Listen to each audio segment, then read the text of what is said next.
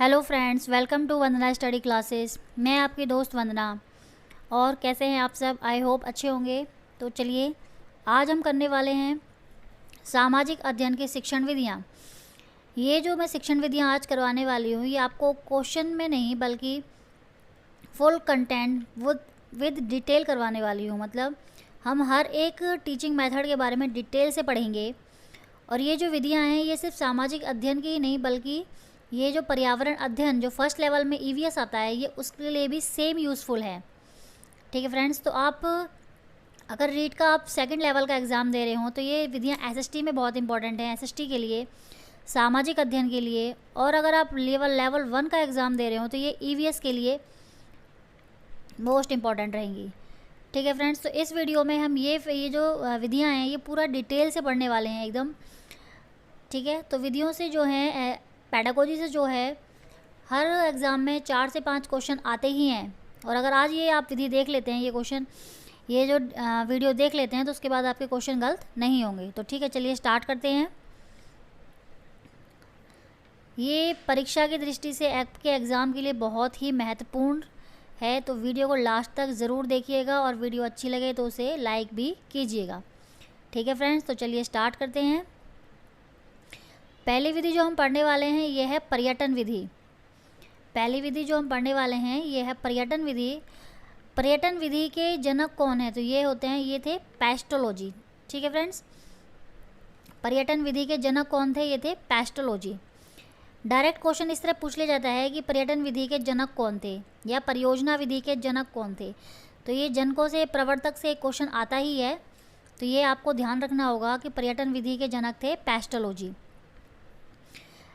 फिर है पर्यटन विधि छात्रों को प्रत्यक्ष ज्ञान। पर्यटन का मतलब ही आप सब समझते हैं कि पर्यटन का मतलब ही घूमना होता है, और इसमें क्या है, छात्रों को प्रत्यक्ष ज्ञान देने पर के सिद्धांत पर आधारित है। ये मोस्ट इंपॉर्टेंट है। इस तरह पूछ लिया जाता है कि प्रत्यक्ष ज्ञान किस विधि में दिया जाता है। तो प्रत्यक्ष ज्ञान मतलब किस में दिया जाता है? तो ये पर्यटन विधि में दिया जाता है। और एक सबसे इम्पॉर्टेंट है ये इसमें कि सामाजिक अध्ययन या पर्यावरण अध्ययन की सर्वश्रेष्ठ विधि है। अगर सामाजिक अध्ययन के लिए पूछ लिया जाए या फिर ईवीएस में पर्यावरण अध्ययन में पूछ लिया जाए कि सामाजिक अध्ययन को पढ़ाने की बेस्ट टीचिंग मेथड कौन सा है, तो ये है पर्यटन विधि। ये आपको ध्यान रखना होगा। ठीक है फ्रेंड्स, तो चलिए, पर्यटन विधि के अन्य नाम देखिए। इन विधियों के भी अन्य नाम होते हैं या उपनाम कह सकते हैं इन्हें। जैसे कि पर्यटन विधि के अन्य नाम होंगे शैक्षिक भ्रमण, क्षेत्रीय भ्रमण, फील्ड ट्रिप या सरस्वती यात्रा विधि। इस तरह से नाम चेंज करके भी पूछ लिया जाता है कि ये विधि कौन सी है। तो ये पर्यटन विधि के ही अन्य नाम है, शैक्षिक भ्रमण, क्षेत्रीय भ्रमण, फील्ड ट्रिप या सरस्वती यात्रा। इस विधि में शिक्षार्थियों को विभिन्न स्थानों पर घुमा कर प्रत्यक्ष अनुभव के द्वारा शिक्षा प्रदान की जाती है।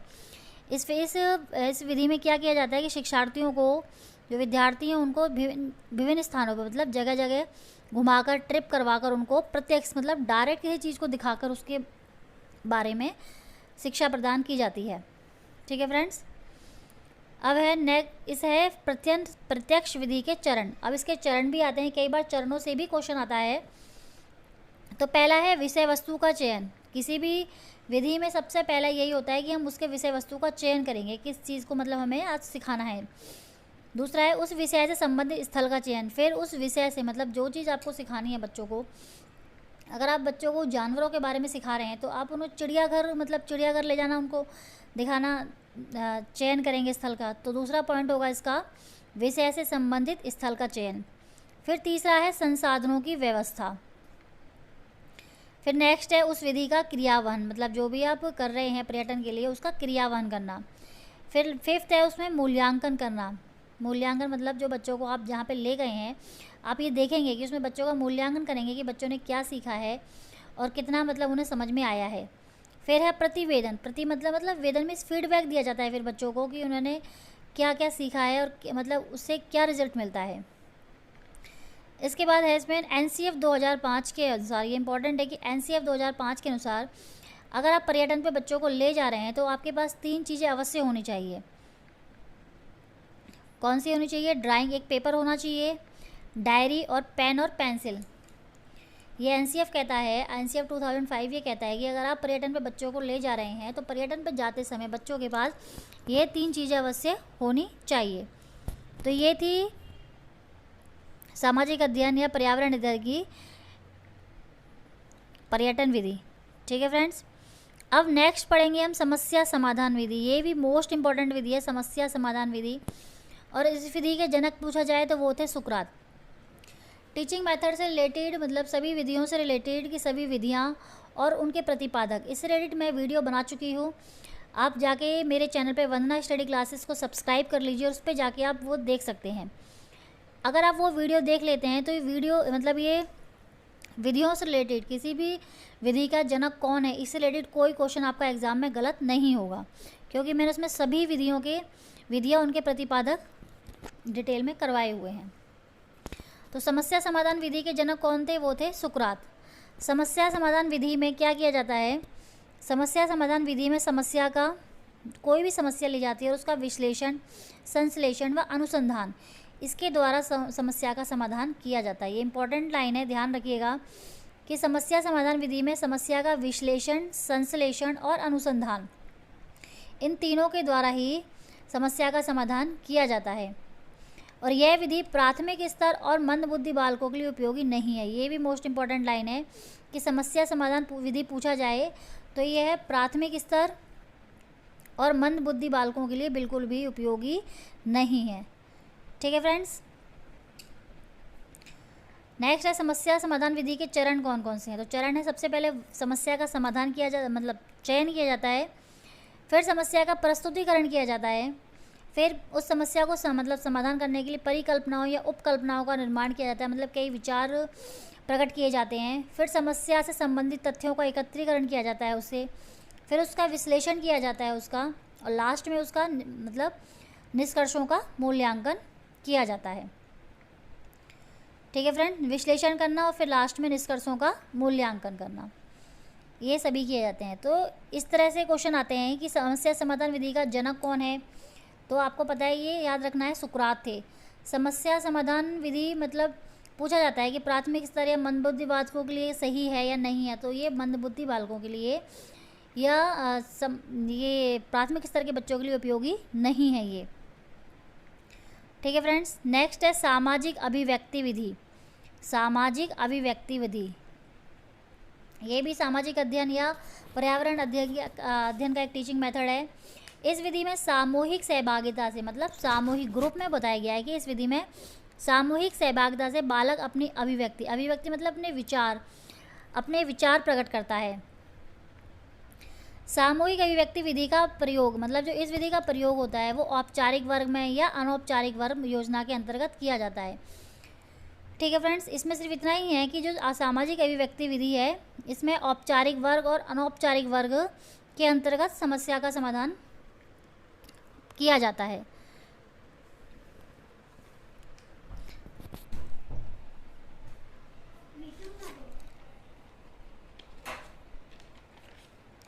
नेक्स्ट है इसके बाद अभिनय विधि। अभिनय हम सब जानते हैं कि दूसरों का अनुकरण करना ही अभिनय है, दूसरों का अनुकरण करना ही अभिनय है। ठीक है फ्रेंड्स, अभिनय विधि के चरण ये होते हैं, कार्यक्रम की रूपरेखा तैयार करना, पात्र निश्चित किए जाते हैं, संवाद का चयन, फिर मूल्यांकन प्रविधि, मूल्यांकन किया जाता है, फिर क्रियावहन, नेक्स्ट है कार्यों की समीक्षा,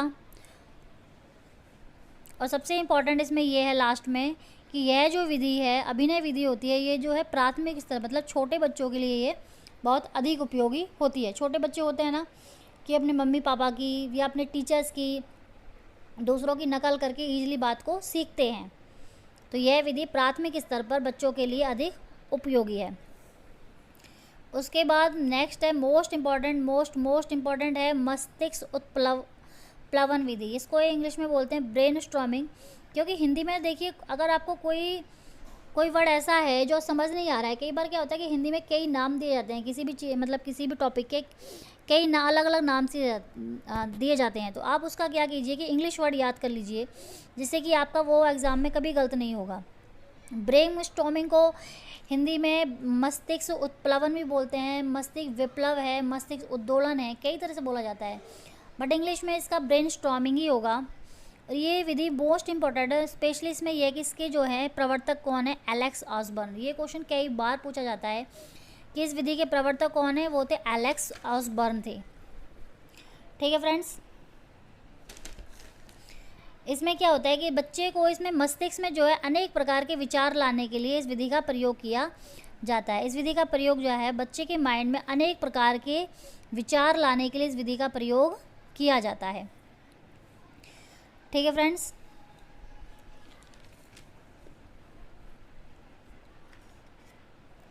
इस विधि के द्वारा जो है बच्चों को, मतलब बच्चे के मन में अनेक विचारों को उत्पन्न करना ही, बच्चे के जो माइंड में अनेक विचारों, किसी भी बात को लेके, किसी भी टॉपिक को लेके नए नए विचार लाना उसके मन में, यही जो है उत्प्लवन या मस्तिष्क उद्दोलन या ब्रेन स्टॉर्मिंग इसको कहते हैं।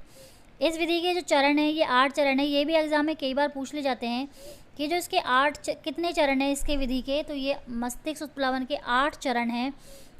और ये भी पूछा गया था कि एक बार किसने दिए हैं ये, तो ये दिए हैं विल्सन ने।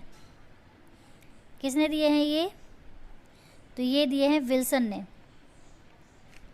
ठीक है फ्रेंड्स, विल्सन ने दिया। कौन कौन से चरण है, पहला है परिचय, मतलब बच्चों को परिचय दिया जाता है कि आज हम कौन सी विधि से करने वाले हैं, तो मस्तिष्क उत्प्लवन से परिचय। दूसरा है हिमभंजक। हिमभंजक मतलब बच्चों के जो मन में किसी भी टॉपिक को लेके उसमें नए विचार उत्पन्न करना, मतलब वो परंपरागत विचार उत्पन्न नहीं होने चाहिए, परंपरागत विचार प्रकट ना करे जो पहले से चल रहे हैं, बल्कि उसके बारे में नए विचार प्रकट करे। उसके बाद है विषय समस्या का परिभाषीकरण करे। फिर समस्या का संकेंद्रण। संकेंद्रण मतलब अध्यापक विद्यार्थियों से अलग अलग विचार लेता है, मतलब ये नहीं है कि सभी विद्यार्थी एक ही विचार बताएं। कोई भी टॉपिक दिया जाता है उसमें सभी विद्यार्थियों को अपने अपने अलग अलग विचार प्रकट करने के लिए कहा जाता है। उसके बाद है संकेंद्रित कथन का चयन। संकेंद्रित कथन का चयन, इसमें क्या होता है, जब बच्चे अलग अलग विचार देते हैं कई विचारों में, तो इसमें से कुछ एक विचारों को चूज़ कर लिया जाता है। मतलब एक क्लास में बच्चे 30 बच्चे हैं और 30 ने अलग अलग विचार दिए हैं, तो उसमें से 4-5 विचार मान लिए जाते हैं कि हाँ ये सही विचार लग रहे हैं इस विषय को लेके। फिर उन विषयों को लेके, उन विचारों को लेके फिर माइंड में मस्तिष्क उत्प्लवन किया जाता है, मतलब फिर उनको बोला जाता है कि इस जो विचार है इससे संबंधित कुछ और नए विचार प्रकट कीजिए। ठीक है, फिर जो बच्चे और नई नई बातें सोच के बताते हैं उसमें से एक मुख्य सुझाव, उनमें से फिर एक मुख्य सुझाव ढूंढा जाता है और लास्ट में फिर उसका मूल्यांकन किया जाता है। तो ये 8 चरण है मस्तिष्क उत्प्लवन विधि के। ठीक है फ्रेंड्स, तो बहुत इंपॉर्टेंट विधि है ये, मस्तिष्क उत्प्लवन विधि, परियोजना विधि, पर्यटन विधि और समस्या समाधान विधि। ये मोस्ट इंपॉर्टेंट है। इसमें से डेफिनेटली 1 से 2 क्वेश्चन आप, अगर सामाजिक अध्ययन आपका सब्जेक्ट है या फर्स्ट लेवल पे आपका ईवीएस आपका है, ईवीएस तो कंपलसरी है फर्स्ट लेवल पे, तो उसके लिए ये मेरी वीडियो बहुत बहुत यूज़फुल होने वाली है। नेक्स्ट है आपका परियोजना विधि। परियोजना विधि मोस्ट इम्पॉर्टेंट है, बहुत इंपॉर्टेंट है ये परियोजना विधि। ये जो है सभी उसमें आती है, सब्जेक्ट्स में आती है। सर्वप्रथम विचार दिया था, देखिए इसमें हमेशा कन्फ्यूजन रहता है। अगर आपसे पूछा जनक कौन थे, जनक कौन है परियोजना विधि के, तो ये थे किलपैट्रिक। ठीक है फ्रेंड्स, लेकिन कई बार ऐसा पूछा जाता है और ऑप्शन में दिया भी जाता है कि सर्वप्रथम विचार किसने दिया था, मतलब सर्वप्रथम इस विधि के बारे में सोचा किसने था, बताया किसने था, तो वो थे जॉन डेवी। लेकिन अगर जनक पूछा जाए आपसे, प्रवर्तक पूछा जाए आपसे, तो आपको क्या करना है, किलपैट्रिक ही करना है। और फिर है यह सामाजिक वातावरण में पूर्ण संलग्नता है, मतलब ये सामाजिक जो वातावरण होता है पूर्ण संलग्नता से किया जाने वाला उद्देश्यपूर्ण कार्य है। इस विधि में विद्यार्थी का स्थान मुख्य व शिक्षक का गौण होता है। ये भी इंपॉर्टेंट थिंग है इसमें याद रखने वाली, कि जो परियोजना विधि है इसमें विद्यार्थी का स्थान मुख्य होता है और शिक्षक का स्थान गौण, मतलब सेकंड नंबर पे होता है इसमें, क्योंकि सारा जो प्रोजेक्ट करना होता है वो विद्यार्थी को करना होता है। तो इसमें स्टूडेंट का स्थान मुख्य होता है और शिक्षक का, टीचर का गौण होता है। अब परियोजना विधि के चरण है, पहला है परिस्थिति का निर्माण, मतलब परिस्थिति का, जो भी परिस्थिति में प्रोजेक्ट बनाया जाए उसके लिए तैयारी करनी। फिर योजना का चयन करना, फिर योजना का कार्यक्रम या क्रियान्वयन, फिर योजना के कार्यक्रम का क्रियान्वयन करना, फिर उस योजना का मूल्यांकन करना और लास्ट में योजना का लेखा जोखा तैयार करना, जो प्रोजेक्ट बच्चों ने तैयार किया है उसका लेखा जोखा तैयार करना। तो ये इसके चरण हैं। ठीक है फ्रेंड्स, तो ये 6-7 विधि मोस्ट इंपॉर्टेंट सामाजिक अध्ययन और पर्यावरण अध्ययन के लिए। और इसमें से 4 विधियाँ जो हैं पर्यटन विधि, उसके बाद नेक्स्ट है इसमें समस्या समाधान विधि,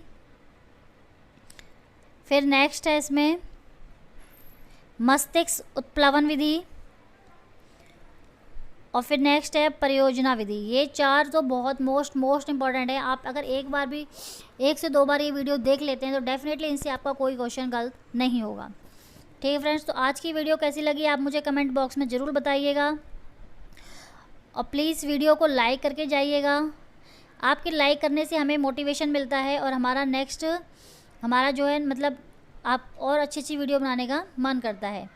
ठीक है फ्रेंड्स, आप प्लीज़ अभी तक आपने अगर चैनल को सब्सक्राइब नहीं किया है वंदना स्टडी क्लासेस को, चैनल को सब्सक्राइब कर लीजिएगा, वीडियो को लाइक कीजिएगा और अपने फ्रेंड्स को शेयर कीजिएगा। Thank you.